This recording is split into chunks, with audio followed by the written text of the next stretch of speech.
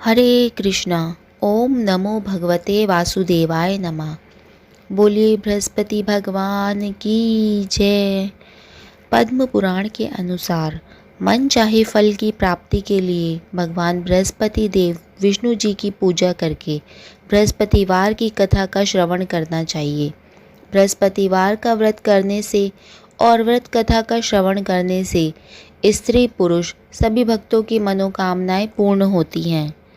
धार्मिक मान्यताओं के अनुसार स्त्रियों के लिए यह व्रत अति आवश्यक है।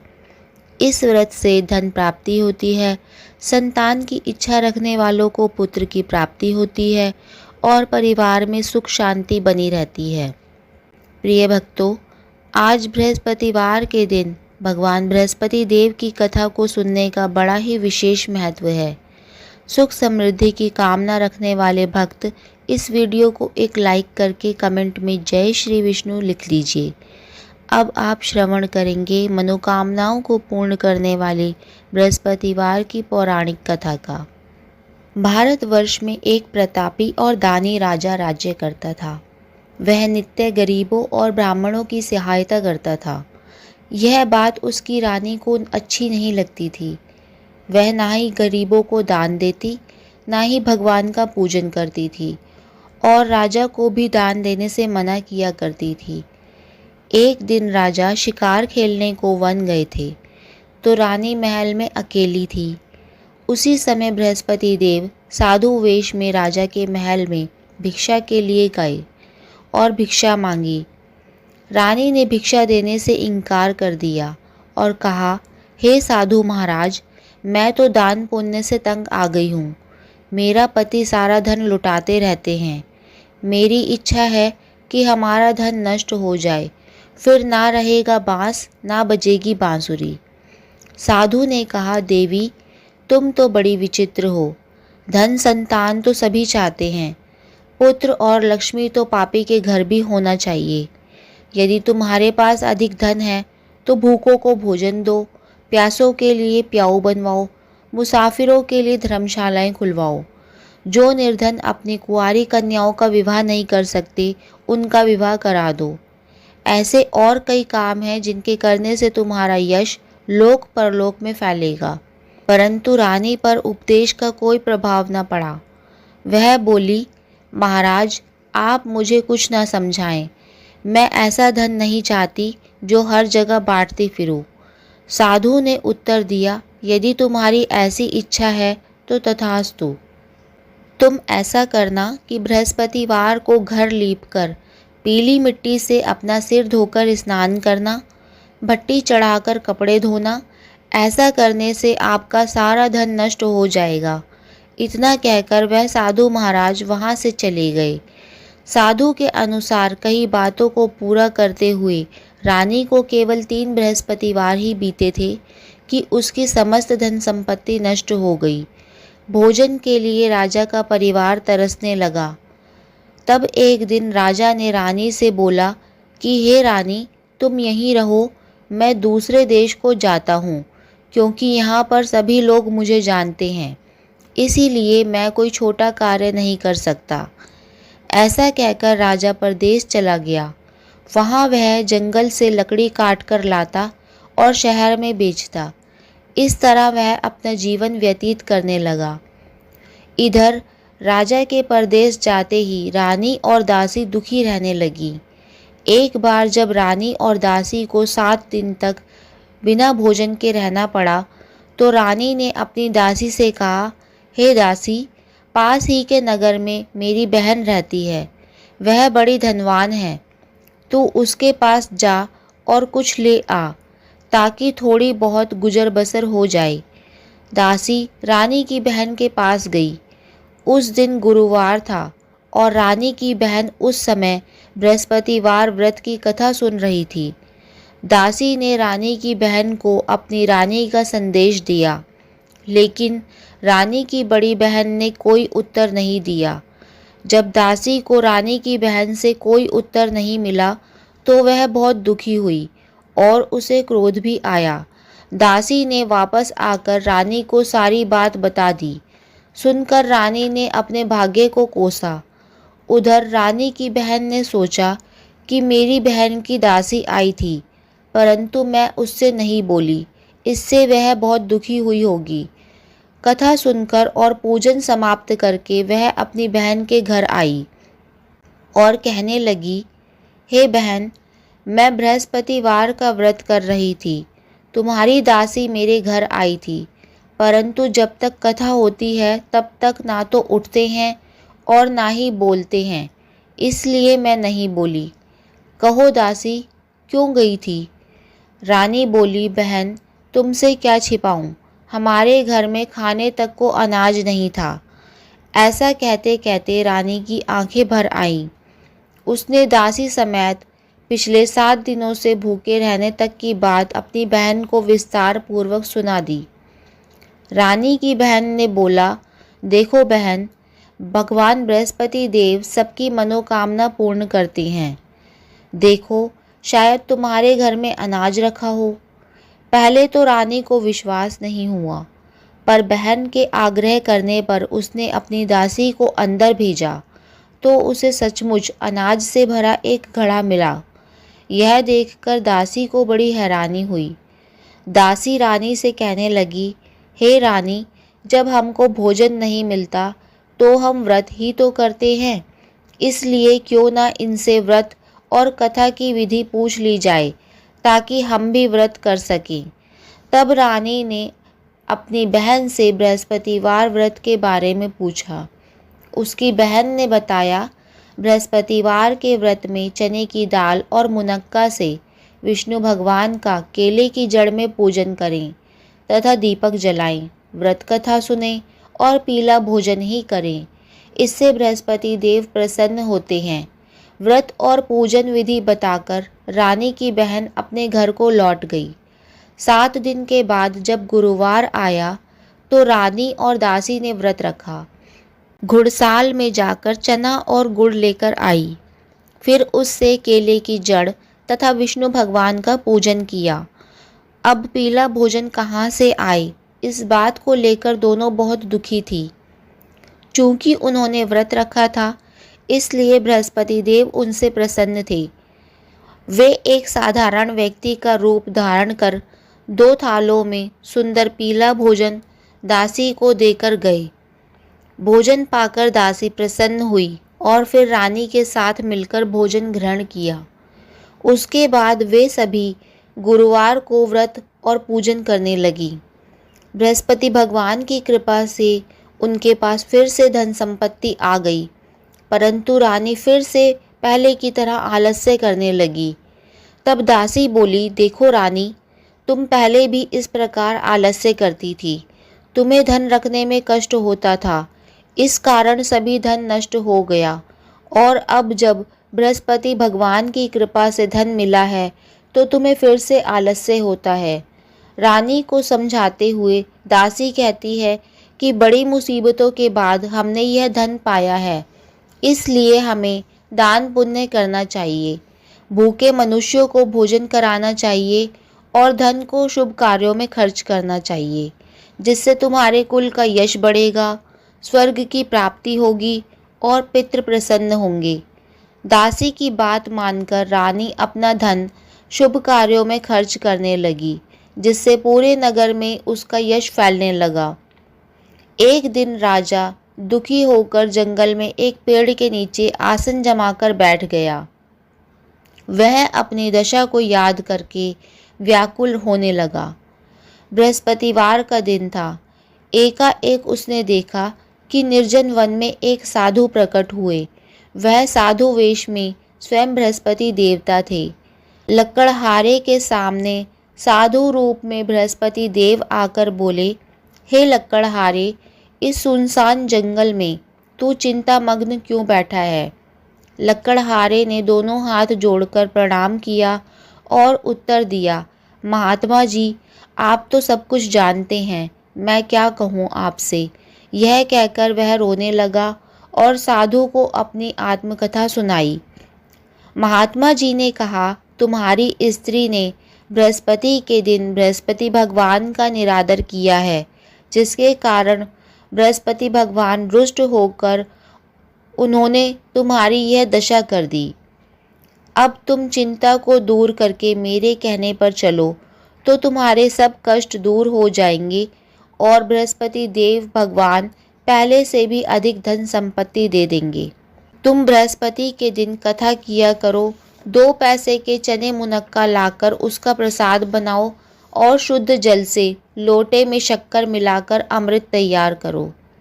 कथा के पश्चात अपने सारे परिवार और सुनने वाले प्रेमियों में अमृत व प्रसाद बांटकर स्वयं भी ग्रहण करो। ऐसा करने से भगवान तुम्हारी सब मनोकामनाएं पूरी करेंगे। साधु के ऐसे वचन सुनकर लकड़हारा बोला, हे प्रभु, मुझे लकड़ी बेचकर इतना पैसा नहीं मिलता जिससे भोजन के उपरांत कुछ बचा सकूं। मैंने रात्रि में अपनी स्त्री को व्याकुल देखा है। मेरे पास कुछ भी नहीं जिससे मैं उसकी खबर मंगा सकूं। साधु ने कहा, हे लकड़हारे, तुम किसी बात की चिंता मत करो। बृहस्पति के दिन तुम रोजाना की तरह लकड़ियां लेकर शहर को जाओ। तुमको रोज से दुगना धन प्राप्त होगा, जिससे तुम भलीभांति भोजन कर लोगे तथा बृहस्पति देव की पूजा का सामान भी आ जाएगा। इतना कहकर साधु वहाँ से अंतर ध्यान हो गए। धीरे धीरे समय व्यतीत होने पर फिर वही बृहस्पतिवार का दिन आया। लकड़हारा जंगल से लकड़ी काटकर शहर में बेचने गया। उसे उस दिन और दिन से अधिक पैसा मिला। राजा ने चना गुड़ आदि लाकर गुरुवार का व्रत किया। उस दिन से उसके सभी कलेश दूर हुए। परंतु जब दोबारा गुरुवार का दिन आया तो बृहस्पतिवार का व्रत करना राजा भूल गया। इस कारण बृहस्पति भगवान नाराज हो गए। उस दिन उस नगर के राजा ने विशाल यज्ञ का आयोजन किया तथा शहर में यह घोषणा कराई कि कोई भी मनुष्य अपने घर में भोजन ना बनाए, ना आग जलाए। समस्त जनता मेरे यहाँ भोजन करने आए। इस आज्ञा को जो नहीं मानेगा उसे फांसी की सजा दी जाएगी। इस तरह की घोषणा संपूर्ण नगर में करवा दी गई। राजा की आज्ञा अनुसार शहर के सभी लोग भोजन करने आए, लेकिन लकड़हारा कुछ देर से पहुंचा, इसलिए राजा उसको अपने साथ घर लेकर गए और ले जाकर भोजन कराया। तो रानी की दृष्टि उस खूंटी पर पड़ी जिस पर उसका हार लटका हुआ था। वह वहाँ पर दिखाई नहीं दिया। रानी ने सोचा कि मेरा हार जरूर इसी लकड़हारे ने चुराया है।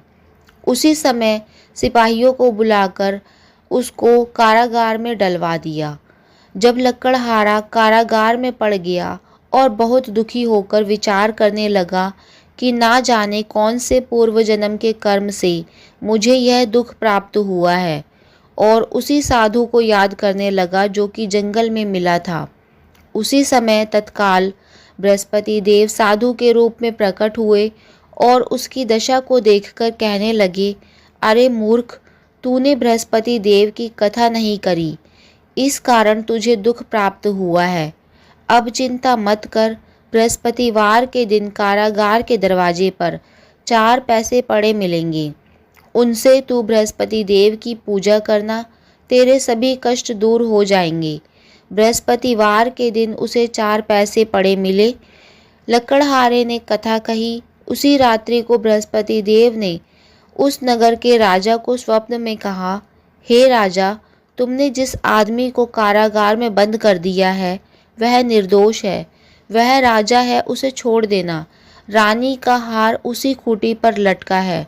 अगर तू ऐसा नहीं करेगा तो मैं तेरे राज्य को नष्ट कर दूंगा। इस तरह रात्रि के स्वप्न को देखकर राजा प्रातःकाल उठा और खूंटी पर हार देखकर लकड़हारे को बुलाकर उससे क्षमा मांगी तथा लकड़हारे को योग्य सुंदर वस्त्र आभूषण देकर विदा कर दिया। बृहस्पति देव की आज्ञा अनुसार लकड़हारा अपने नगर को चल दिया। राजा जब अपने नगर के निकट पहुंचा तो उसे बड़ा आश्चर्य हुआ। नगर में पहले से अधिक बाग, तालाब, कुएं तथा बहुत से धर्मशाला, मंदिर आदि बन गई थी। राजा ने पूछा, यह किसका बाग और धर्मशाला है? तब नगर के सब लोग कहने लगे यह सब रानी और दासी के हैं। तो राजा को आश्चर्य हुआ और उसे गुस्सा भी आया। जब रानी ने यह खबर सुनी कि राजा आ रहे हैं, तो उन्होंने दासी से कहा, हे दासी, देख, राजा हमको कितनी बुरी हालत में छोड़ गए थे। हमारी ऐसी हालत देखकर वह लौट न जाएं, इसलिए तू दरवाजे पर खड़ी हो जा। आज्ञा के अनुसार दासी दरवाजे पर खड़ी हो गई। राजा आए तो उन्हें अपने साथ लेकर आई। तब राजा ने क्रोध करके रानी से पूछा कि यह धन तुम्हें कैसे प्राप्त हुआ है। तब रानी ने कहा, हमें यह सब धन बृहस्पति देव के इस व्रत के प्रभाव से प्राप्त हुआ है। तब राजा ने निश्चय किया कि 7 रोज बाद तो सभी बृहस्पति देव का पूजन करते हैं, परंतु मैं प्रतिदिन दिन में 3 बार कहानी तथा रोज व्रत किया करूँगा। अब हर समय राजा के दुपट्टे में चने की दाल बंधी रहती तथा दिन में 3 बार कहानी कहता। एक दिन राजा ने विचार किया कि चलो अपनी बहन के यहाँ हो आएं। इस तरह निश्चय करके राजा घोड़े पर सवार होकर अपनी बहन के घर जाने के लिए चल पड़ा। मार्ग में उसने देखा कि कुछ आदमी एक मुर्दे को लेकर जा रहे हैं। उन्हें रोककर राजा कहने लगा, अरे भाइयों, मेरी बृहस्पति देव की कथा सुन लो। वे बोले, लो, हमारा तो आदमी मर गया है, इसको अपनी कथा की पड़ी है। परंतु कुछ सज्जन लोग बोले, अच्छा कहो, हम तुम्हारी कथा भी सुन लेंगे। राजा ने दाल निकाली और जब कथा आधी हुई तो मुर्दा हिलने लग गया। जब कथा समाप्त हो गई तो राम राम कह के मुर्दा उठ के खड़ा हो गया। आगे मार्ग में उसे एक किसान खेत में हल चलाता मिला। राजा ने उसे देखा और उससे बोला, अरे भैया, तुम मेरी बृहस्पतिवार की कथा सुन लो। किसान बोला, जब तक मैं तेरी कथा सुनूंगा तब तक 4 हरैया जोत लूँगा। जा अपनी कथा किसी और को सुनाना। इस तरह राजा आगे चलने लगा। राजा के हटते ही बैल पछाड़ खाकर गिर गए तथा किसान के पेट में बड़ी जोर का दर्द होने लगा। उस समय किसान की माँ रोटी लेकर आई। उसने जब यह देखा तो उसने अपने पुत्र से सब हाल पूछा। उसके बेटे ने सभी हाल कह दिया। तो बुढ़िया माई दौड़ी दौड़ी राजा के पास गई और उससे बोली कि मैं तेरी कथा सुनूंगी, तू अपनी कथा मेरे खेत पर चलकर ही कहना। राजा ने बुढ़िया के खेत पर जाकर कथा कही, जिसके सुनते ही बैल उठ खड़े हुए तथा किसान के पेट का दर्द भी बंद हो गया। राजा अपनी बहन के घर पहुंचा। बहन ने भाई की खूब मेहमानी की। दूसरे दिन प्रातःकाल राजा जगा तो वह देखने लगा कि सब लोग भोजन कर रहे हैं। राजा ने अपनी बहन से कहा, ऐसा कोई मनुष्य है जिसने भोजन नहीं किया? मेरी बृहस्पतिवार की कथा सुन ले। बहन बोली, हे भैया, यह देश ऐसा ही है कि पहले यहाँ लोग भोजन करते हैं, बाद में अन्य काम करते हैं। अगर कोई पड़ोस में होगा तो देख आती हूँ। वह ऐसा कहकर चली गई, परंतु उसे कोई ऐसा व्यक्ति नहीं मिला जिसने भोजन ना किया हो। अतः वह एक कुम्हार के घर गई जिसका लड़का बीमार था। उसे मालूम हुआ कि उनके यहाँ 3 रोज से किसी ने भोजन नहीं किया है। रानी ने अपने भाई की कथा सुनने के लिए कुम्हार से कहा तो वह तैयार हो गया। राजा ने जाकर बृहस्पतिवार की कथा कही, जिसको सुनकर उसका लड़का ठीक हो गया। अब तो राजा की प्रशंसा होने लगी। एक रोज राजा ने अपनी बहन से कहा कि हे बहन, हम अपने घर को अब चलते हैं, तुम भी तैयार हो जाओ। राजा की बहन ने अपनी सास से कहा तो सास ने कहा, हाँ चली जा, परंतु अपने लड़कों को मत लेकर जाना, क्योंकि तेरे भाई के कोई औलाद नहीं है। बहन ने अपने भाई से कहा, हे भैया, मैं तो चलूँगी पर कोई बालक नहीं आएगा। राजा बोला, जब कोई बालक ही नहीं चलेगा तब तुम भी क्या करोगी? बड़े दुखी मन से राजा अपने नगर को लौट आया। राजा ने अपनी रानी से कहा, हम निर्वंशी हैं, हमारा मुंह देखने का धर्म नहीं है और कुछ भोजन आदि नहीं किया। रानी बोली, हे प्रभु, बृहस्पति देव ने हमें सब कुछ दिया है, वह हमें औलाद अवश्य देंगे। उसी रात को बृहस्पति देव ने राजा को स्वप्न में कहा, हे राजा, उठ, सभी सोच त्याग दे, तेरी रानी गर्भ से है। बृहस्पति देव की यह बात सुनकर राजा को बहुत खुशी हुई। 9वें महीने में रानी के गर्भ से एक सुंदर पुत्र पैदा हुआ। तब राजा बोला, हे रानी, स्त्री बिना भोजन के रह सकती है, पर बिना कहे नहीं रह सकती। जब मेरी बहन आएगी तो तुम उससे कुछ मत कहना। रानी ने सुनकर हाँ कह दिया। जब राजा की बहन ने यह शुभ समाचार सुना तो वह बहुत खुश हुई तथा बधाई लेकर अपने भाई के यहाँ आई। तभी रानी ने कहा, घोड़ा चढ़कर तो नहीं आई, गधा चढ़कर आई। राजा की बहन बोली, भाभी, मैं इस प्रकार ना कहती तो तुम्हें औलाद कैसे मिलती। बृहस्पति देव ऐसे ही हैं, जैसी जिसके मन में कामनाएं हैं सभी को पूर्ण करते हैं। जो सद्भावना पूर्वक बृहस्पतिवार का व्रत करता है एवं कथा पढ़ता है या सुनता है और दूसरों को सुनाता है, बृहस्पति देव उसकी सभी मनोकामनाएं पूर्ण करते हैं। बोलिए बृहस्पति भगवान की जय। तो ये थी आज की कथा। अगर आप हमारे चैनल पर नए हैं और अभी तक चैनल को सब्सक्राइब नहीं किया तो अभी सब्सक्राइब कर लीजिए और साथ ही बेल आइकन पर भी क्लिक कर दीजिए ताकि आने वाली नई नई कथाओं की जानकारी आपको सबसे पहले मिल सके। वीडियो को आखिर तक देखने के लिए आप सभी का धन्यवाद। अब मिलते हैं नेक्स्ट वीडियो में।